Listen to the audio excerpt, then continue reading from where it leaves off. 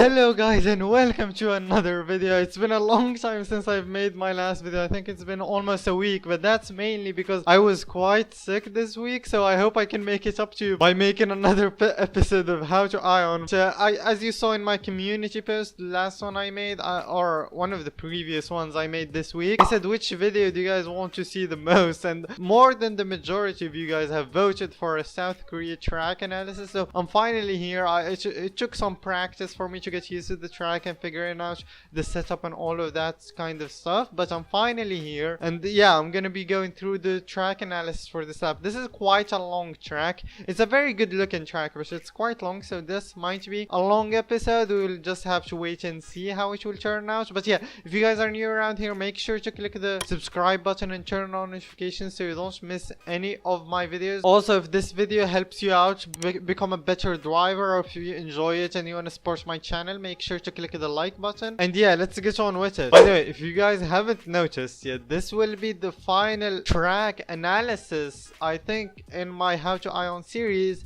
until they add new tracks. They're gonna be adding new tracks in the next episode. They released a New Zealand preview. I might do a video on that either today or tomorrow, depends on if I have enough time. The next update should be interesting. This is the final track analysis and all the starting tracks in the game, which is quite interesting. I never thought I'd do all the tracks, but yeah, I should stop talking. We need to spawn our car. I'm gonna be using my racing point here, 10-10-9 stats. I just want to make sure I use a good car so I can focus on the lines. We're going on soft tires, and for the aero setup, I believe high aero is very good on this track because you can focus on your lines easier. It's better than getting the understeer and going wide, going to sausage curbs. As you will see in this video, there is a few corners where you can easily go wide, so I recommend going on higher aero. But if you want a bigger challenge, you can go on lower aero. I'd say 7.5, but it will be very hard. I don't know if it's gonna be beneficial, but yeah, for us we're gonna do 12-10 sounds good. So soft tires, 12-10 setup. If you guys do a different aero setup that works better for you on this track, leave them down in the comments below. I really want to figure out what aero setup you use for each track, so I can make like a Google document that has all the aero setups for each track. So if you use a different aero setup for this track, leave it down in the comments below. If you use if you want to comment down below different aero setups for other tracks, then leave them down below in the comments. They will also help me out. Okay, let's get in our car and let's get it to do our lap.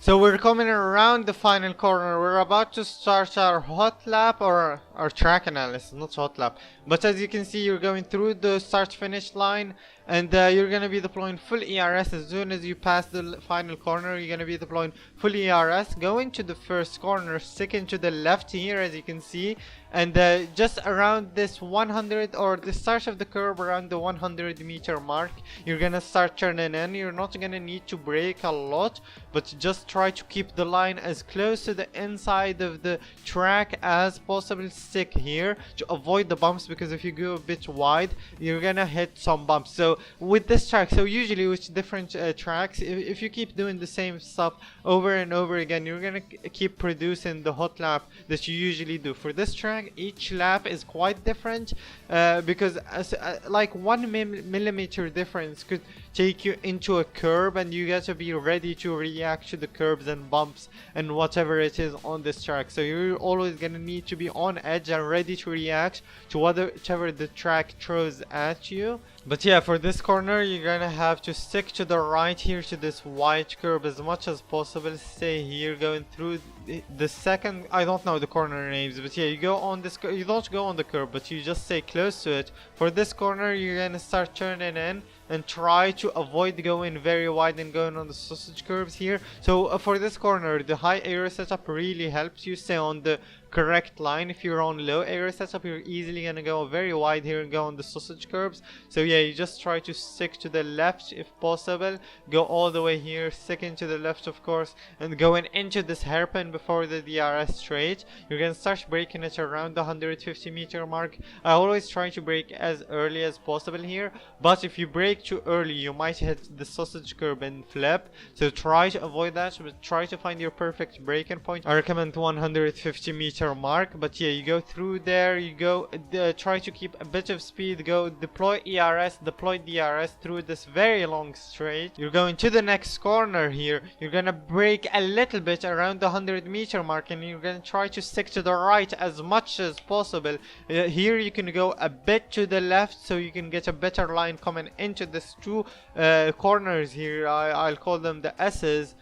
Going through here, and for this part there's quite a brutal bump here, so we're gonna try to be ready for this part of the track. Every lap you do, there's gonna be a bump here. Sometimes you hit it, sometimes you don't, so you always gotta be ready to hit the bump and recover the car so you can focus on finishing your lap. But yeah, you go through here and deploy ERS on this uphill. Make sure you do that. I always forget to deploy DRS on that on this uphill. And for this corner I usually brake at 200 meters or a bit later. On high area you can do a bit later. That's mainly to avoid going wide here, but if you do go wide here you need to be prepared to save the car. If you go wide, try to stay patient and save the car going through here like that, avoiding the sausage curb and avoiding the curb as well. So yeah, if you go wide you know how to save it. If you brake around the 200 meter mark you shouldn't worry about saving the car or having to save the car. And for here I always stick to the right as much as possible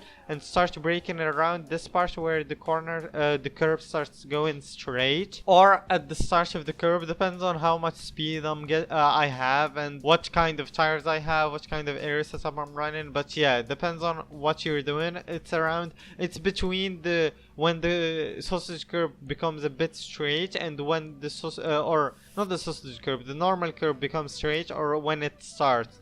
And you keep braking here around the end of the curb, you start turning in, or a bit earlier. You can go almost cut that corner and not get a cut or anything like that, so you can also do that. With high aero you can go through this part very high speed without worrying about anything. For here you stick to the left as much as possible, don't go on the curb, and you start turning in. You can also go through here like this little part here and you don't even get a cut, so you can do that, which just makes your car unstable, so you need to be ready for that as well. Here you brake at the 120 meter mark, I'd say, and when you go through this corner you try to go a bit deep here and then bring back the car, so you're holding a bit of top speed. As you can see I lost the rear there because my rear tire wear is very bad.